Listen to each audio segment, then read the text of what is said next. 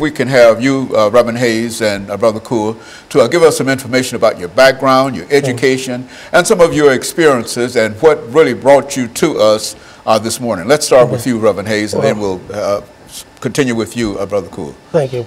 One of the things that I've been attended Tennessee State University after graduating from the Great Pearl High School. Attended Vanderbilt Divinity School and Gammon Theological Seminary, where I obtained a Master's of Divinity degree. I also been a youth coach from the time I was like 18 years old. For many years, I coached Little League Baseball. We won a lot of ball games. I also coached Little League Football, and I coached the basketball team, youth at that time at Gordon Memorial Church. So I've been in coaching for a long time as far as youth was concerned. So I've been able to put back a little bit with a lot of youth. And so you're very familiar with some of the problems that we are talking about and some of the challenges that we have to face dealing with young people. Is that what we're saying? It is, because back when I was coaching, it was a little bit different. You could you know, be a little bit tougher on kids. Nowadays, it's more challenging because everything is kind of up in the air. Kids are not getting the same motivation and instructions that they used to get. And so now we have to kind of take a step back and go back and try to make sure that we are giving our youth opportunities to succeed in life. And Brother Coure, let's look at your background, your education, some of your experiences doing this particular segment. Well, Reverend Haney, I want to thank you for having me here today. My name is Richard Coure. I'm a native Nashvilleian. I attended the public high schools here in Nashville. Went on to get my undergraduate degree from Fisk University. Did graduate study at Tennessee State. Former teacher for 40 years at Metro Public High Schools. Was head football coach at East High School, head football coach at Whites Creek High School, and I coached various other sports. And I'm very concerned about our youth today, and so that's why I'm especially happy to be here to talk about some of the issues that's happening in our community. Okay, I'm married, have one son, and 2 lovely grandkids, and both of those kids attend Gower Elementary School. Very good. You know, Brother Hayes, I think that when we talk about the activities that the two of you have been involved in, these are activities that bring you almost in intimate contact with young people. Right. You see, not only African American youth, but young people in general, especially talking about coaching young people, and et cetera. And so I think that within that context, we should have quite a bit of information in terms of what are some of the issues that these young people face today, and how we might be able to deal with some of these issues. Because I think that being a football coach, a baseball coach, and Brother Richard Coure, you've been all kind of coaches for many years. And I think that you bring just a wealth of information and knowledge in terms of how to deal with these young people, what we call African American youth. But I think that we all understand that all youth essentially are the same. You see, and the only reason we're talking about African American youth is simply because it appears that we have so many problems dealing with our young people. You know, you turn on the television set every morning to get the news, and you find that there's killing and et cetera. And so that's what we're trying to do today. Well, you know, there's various factors that fall into that situation where our youth is heading today, and maybe we can talk about some of those topics and help improve the young men in our communities. Very good. And what we're going to do, we're going to take our first commercial break, and then we come back with an 8-minute segment. And that will give us an opportunity to look down deep into some of the challenges that you have. I mean, some of the experiences that you've had on the playing field or in school and et cetera, and perhaps use that as an example of how we might be able to sort of broadcast this information, knowing that nothing that we're going to say here is new. Right. We've all heard this before and et cetera, but nevertheless, we appreciate hearing it again. And so what we're going to do, we're going to take our first commercial break, and we'll be back with our audience following this very, very short commercial break.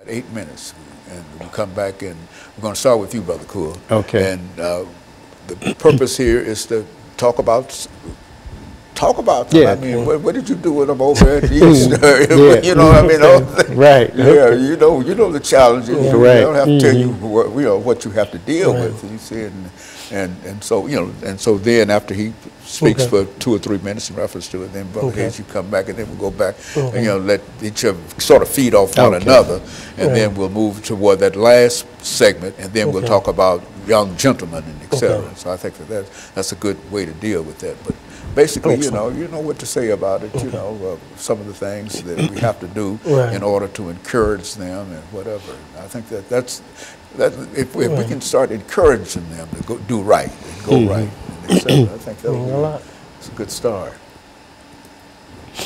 And so this will be a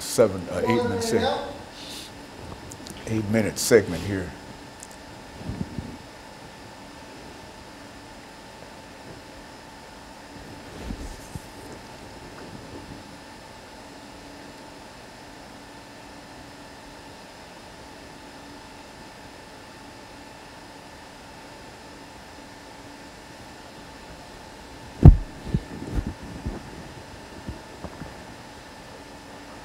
Seconds.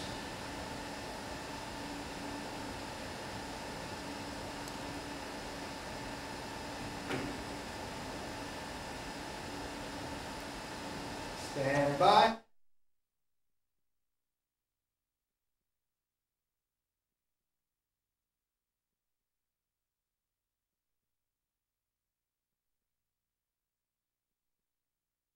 Thank you, and welcome back to the second segment of the show for today.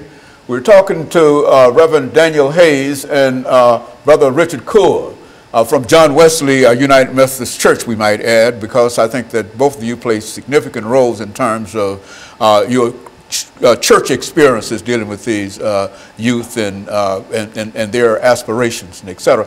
And so what we'd like to do now, Brother Coure, is to have you to start us off by giving us some information in reference to what you have done over the many years in terms of dealing with young people and how you know, some of the things that you do.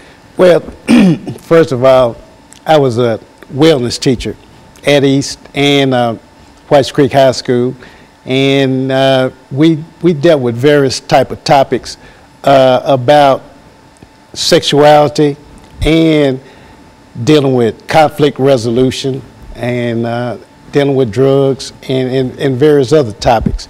And I've experienced firsthand how violence in our community, along with drug use, has contributed to where our young people are today. Now, there's a reason for this. Most of our students were on the low end of the socio-economical level, and a lot of times, you know, money can put people at ease, and lack of money will want people to go out and do things illegally in order to feel good about themselves. And this is one thing that I try to teach, is that we have to be productive citizens that will contribute to society, give back to society, and not just go out there and break laws, and even though you may disagree with some of the laws, but there's certain rules and regulations, excuse me, that we have to live by. And I try to be a role model and carry myself as a head football coach and have rules and regulations for my football team, and said these rules will apply to society. Now, if you can learn to live under these rules, you should be productive as you go out and when you graduate from high school, start a family, and be a role model of your own. And so they need some kind of guidance, or somebody to lay down some rules and regulations, and you find that you can do that best within the coaching kind of situation. Yeah, definitely need guidance. And I always tell this story. We had an athletic banquet at White Creek, and we had Joe Gillum Sr., he's former coach, head coach at Tennessee State University.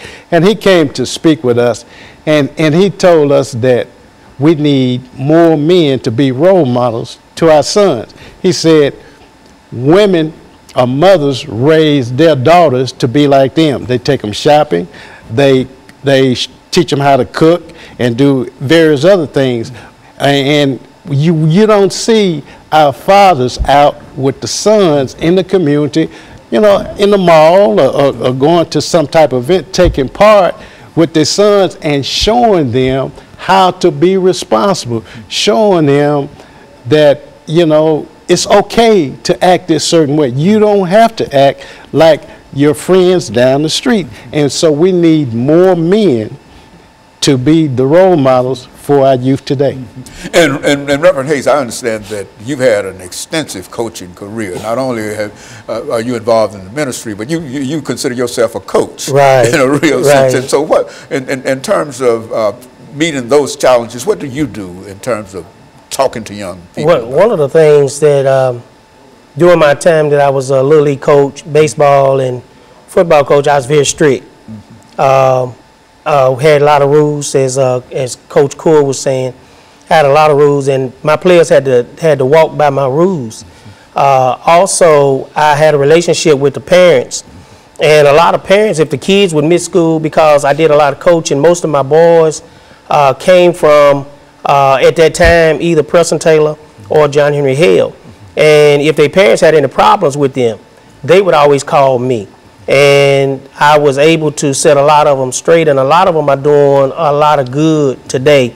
And so I think, as Coach said, that we have to stand up and take more of a role in our young men and young women's lives so they can be the people that we want them to be, but not just us, but that God wants them to be.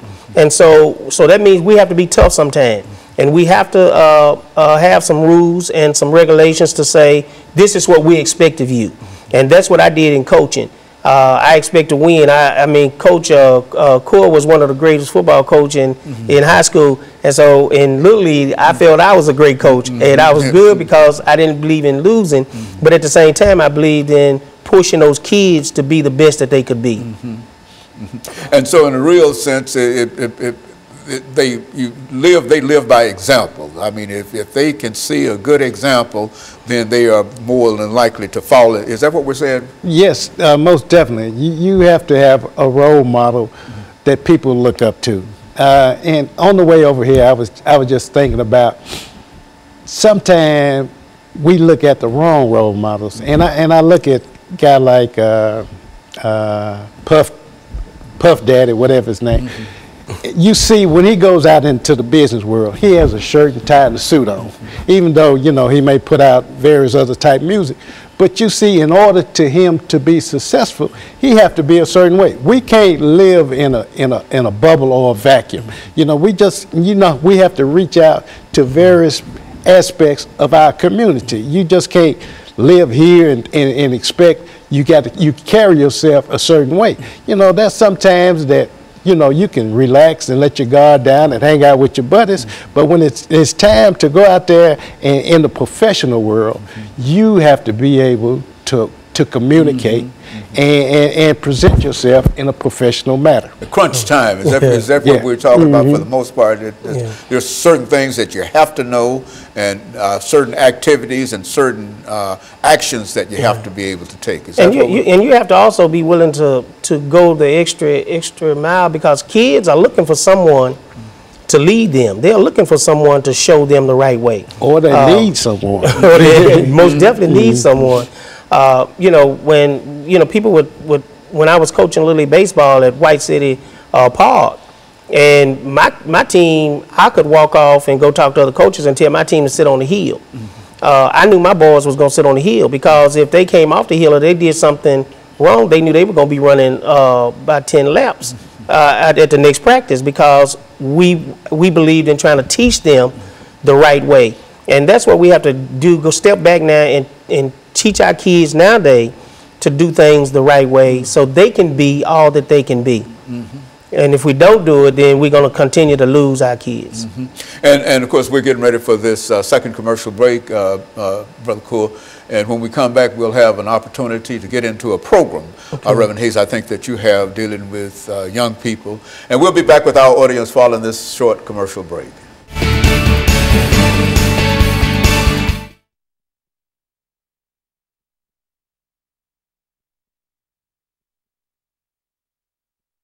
What young gentlemen, and this is a 10-minute segment, so you take about 3 or 4 minutes to talk about that program itself, about how, you know, its conception and et cetera. And then you sort of buy into that because you also operated with this program and et cetera, sort of feed into what he has to say. And we'll sort of do that for the next 10 minutes. But this is your show, dealing with your particular program and how you want people to respond to that. If you want somebody, you know, the people in the congregations or the greater community, et cetera, to become involved in it, you know, lay out some information as to how they might be, you know, get in touch with you and that kind of thing. And so I think that we'll do that. And so this is the young gentleman part of the program. As a matter of fact, I can remember we did a whole show on young gentlemen at one time, and that was a lot of excellent. That's the same program. Yes. I thought that was the same program. Yeah, just revitalized and certainly it's the same program because it's the same problem. Right. Yes, the same problem. You know. Yeah, so this is a young gentleman. Yeah, you can just, you know, how you started the program and, you know, give us a full story in reference to it, and you help him along with it, and then so we've got 10 minutes here, back and forth here. But I think this is basically what we wanted to try to achieve with this. 30 seconds out.